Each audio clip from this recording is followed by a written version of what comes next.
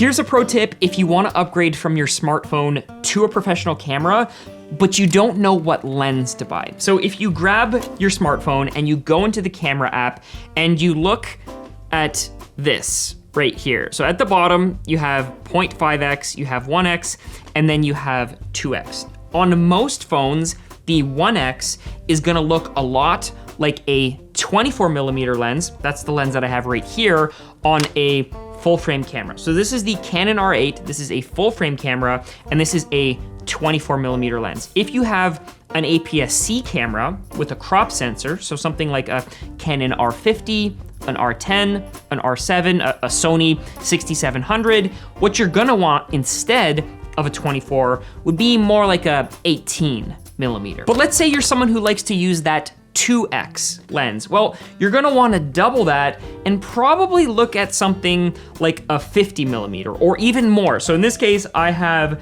a really expensive lens, which is this 70-200. And what this allows me to do is actually zoom in all the way to 200mm. Now, depending on your smartphone, you might have like a super zoom mode, like on an S24 or on an iPhone. That's probably that big white lens.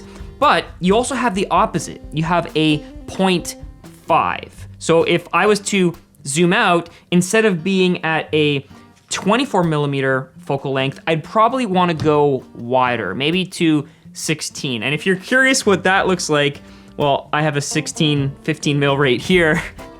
And now you can see my whole space, you can see my legs. It's a little bit weird, it's a little bit too wide, but if you are wanting that super wide angle view, then you probably wanna look at a 15 or a 16mm.